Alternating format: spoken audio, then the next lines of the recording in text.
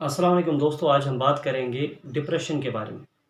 देखा गया है कि जो लॉकडाउन या लॉकडाउन जैसी सिचुएशन हो तो इसमें बच्चों में, टीनेजर्स में या इवन एडल्ट्स में डिप्रेशन या एंग्ज़ायटी जैसी चीज़ों का होना आम बात है।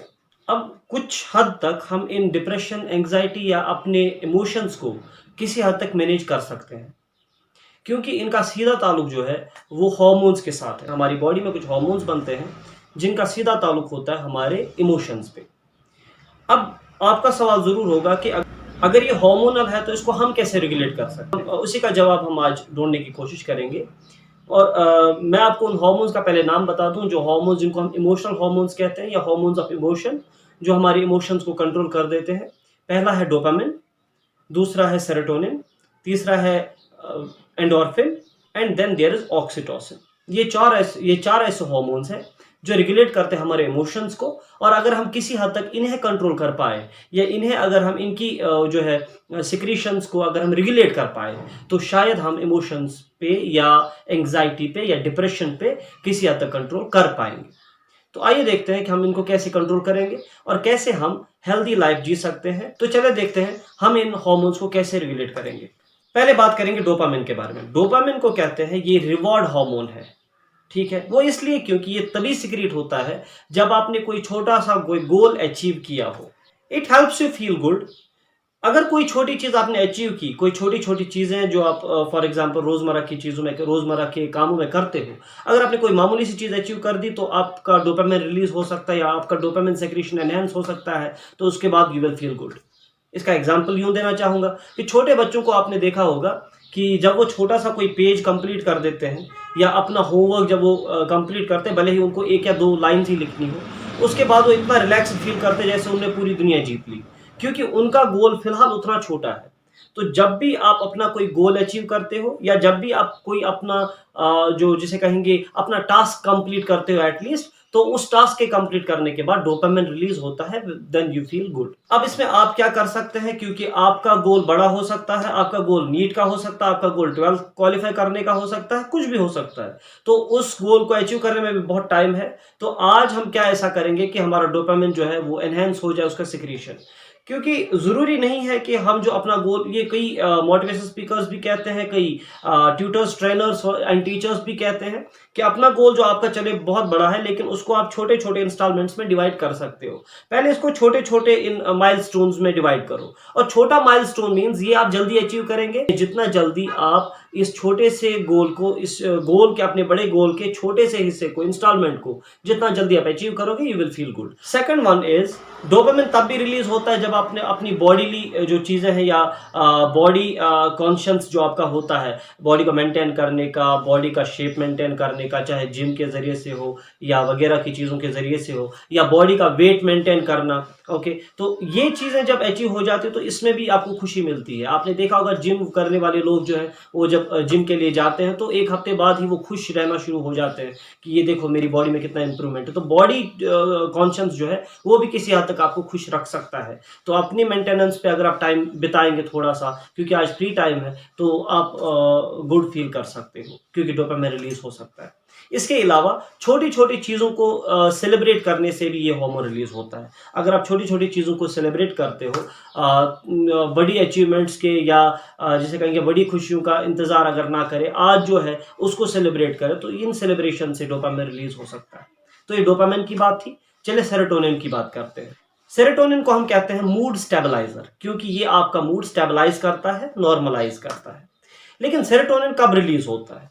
सेरोटोनिन रिलीज होता है जब आप कुछ एक्टिविटीज़ में व्यस्त रहते हो, कुछ एक्टिविटीज़ में बिजी रहते हो, साइकिलिंग है, स्विमिंग है या कोई और ऐसी एक्टिविटी है। इसी तरह से ये तब भी रिलीज होता है जब आप फॉर एग्जांपल सन बाथ लेते हो, धूप में बैठते हो। सो धूप में बैठने से क्या होता है, असल में धूप में बैठने से विटामिन डी जो है वो बन जाता है, एंड विटामिन डी आपको जो मिला, उस विटामिन डी के कई फंक्शंस हैं। एक फंक्शन विटामिन डी का है कि ये बोन्स को स्ट्रॉन्ग बनाता है, और भी कई फंक्शंस आपने सुने होंगे, लेकिन एक फंक्शन विटामिन डी का ये भी है कि वो मूड स्टेबलाइजर यानी सेरोटोनिन की सेक्रीशन को इंक्रीज कर देता है। इसके अलावा अगर आपके आसपास मौका है तो आप नेचुरल एनवायरनमेंट में अपने आप को ज़्यादा खुश देख सकते हो, क्योंकि सेरोटोनिन रिलीज होता है जब आप कन्फाइंड एनवायरनमेंट में नहीं रहते हो। कन्फाइंड एनवायरनमेंट मीन्स घर की या एक रूम की चार दीवारी में, तो आंगन में टहलना, बाकी चीज़ें, या अगर आपके पास खेत खलियान है तो वहाँ पर अगर आप नेचर के साथ थोड़ा सा वक्त बिताया करेंगे रोज़, आधा घंटा ही सही, 5 मिनट ही सही, तो उससे भी सेरोटोनिन को रिलीज होने में हेल्प हो जाती है। तो ये सेरोटोनिन के रिलीज होने के लिए। अब एक फूड हैबिट से भी सेरोटोनिन को एनहांस किया जा सकता है, या सेरोटोनिन की सेक्रेशन को एनहांस किया जा सकता है। आप प्रोटीन रिच फूड्स अगर खाएंगे, पर्टिकुलरली वो प्रोटीन फूड्स जिनमें ट्रिप्टोफैन नाम का अमीनो एसिड होता है। अगर ट्रिप्टोफैन को देखेंगे, ट्रिप्टोफैन एक अमीनो एसिड है जो प्रोटीन्स में होता है। ये काम क्या करता है, इसके कई सारे फंक्शंस हैं। एक फंक्शन ये भी है कि ये सेरोटोनिन को रिलीज होने में मदद करता है, यानी सेरोटोनिन ज्यादा से ज्यादा सिक्रीट होता है।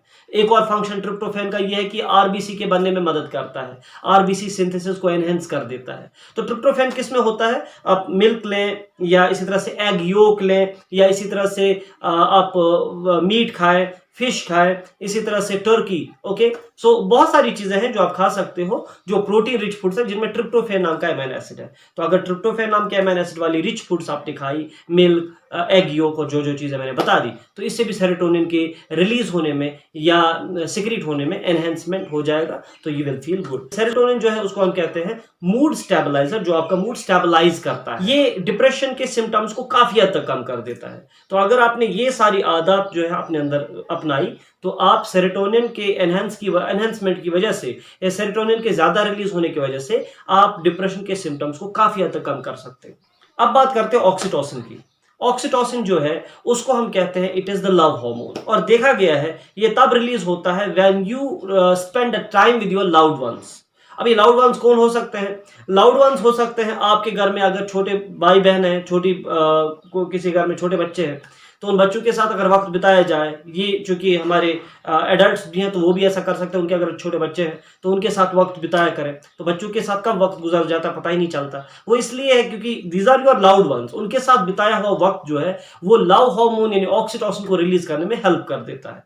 एंड ऑक्सीटोसिन जो है ये डिप्रेशन के सिम्टम्स को काफी हद तक कम कर देता है। इसके अलावा जिसे कहेंगे कि एक दूसरे के साथ अगर जिसे कहेंगे बातचीत जो करते हैं, उसमें अगर पॉजिटिविटी के साथ बात की जाए, ठीक है, तो पॉजिटिविटी के साथ बात करना या पॉजिटिव अप्रोच एक दूसरे की बातचीत में जो है वो ऑक्सीटोसिन को रिलीज कर देता है। क्योंकि देखा गया है जो नोक जोक, आपसी रंजिश, बाकी चीजें, उससे ऑक्सीटोसिन के रिलीज या बहुत सारे ऐसे जो मूड हार्मोन्स हैं या जो इमोशनल हार्मोन्स हैं उनके सिक्रीशन में रुकावट आ जाती है। तो गुस्सा, बाकी चीजें, ये सारी चीजें अगर हमारी जिंदगी में आ जाएंगी तो फिर प्रॉब्लम हो सकता है। तो ऑक्सीटोसिन के रिलीज होने के लिए ये है कि you spend quality time with your loved ones. आपके जो लाउड वंस है या भाई बहन है या बाकी जो हो सकते हैं कि आपके सिबलिंग्स हो या छोटे बच्चे हो, तो उनके साथ बिताया हुआ वक्त जो है वो काफी अहम है। अगर आप उनके साथ क्वालिटी टाइम बिताते हो तो लव हार्मोन यानी ऑक्सीटोसिन रिलीज होगा, जिसकी वजह से यू विल फील बेटर।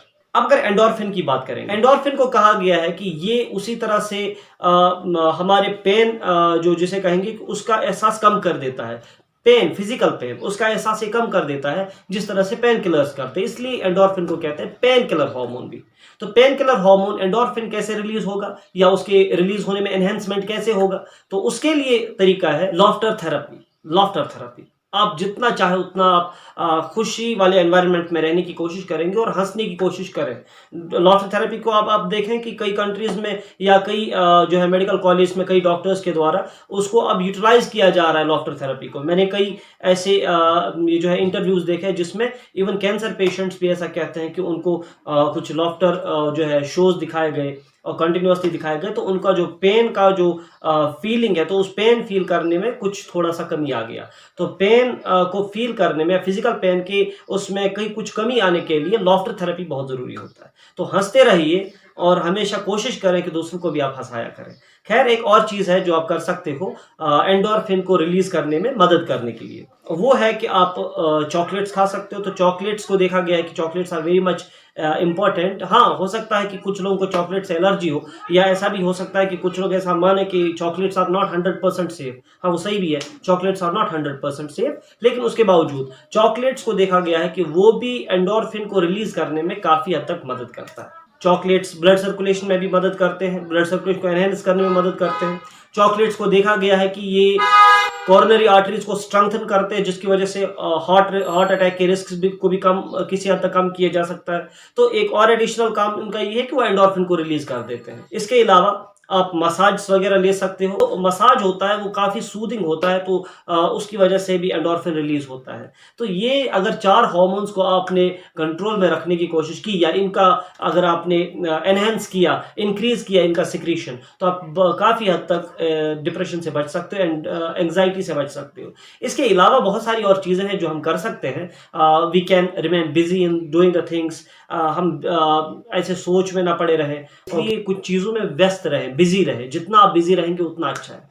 इसके अलावा जिस जिस तरह से बाकी लोग मानते हैं कि मेडिटेशन जो है वो काफ़ी अहम होता है रिड्यूस करने के लिए एंग्जाइटी, डिप्रेशन, इस तरह से हमारी नमाज है, बाकी इबादत है, उससे भी डिप्रेशन काफ़ी हद तक कम हो जाता है माशाल्लाह। तो अगर इन इबादत को भी आगे इस ईद के बाद इंशाल्लाह फिर कंटिन्यू रखें, ज़रूरी नहीं कि इसको रेस्ट्रिक्ट किया जाए इन रमज़ान ओनली। तो इसके बाद ईद के बाद भी हम इबादत को जारी रखें, इंशाल्लाह उससे भी काफ़ी मदद मिलेगी हमारा डिप्रेशन कम होने में।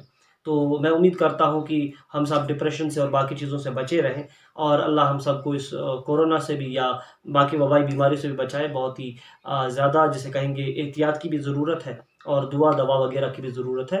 अगले वीडियो तक आप लोगों से विदा लेंगे। जब तक के लिए आप अपना ख्याल रखें। अस्सलाम वालेकुम।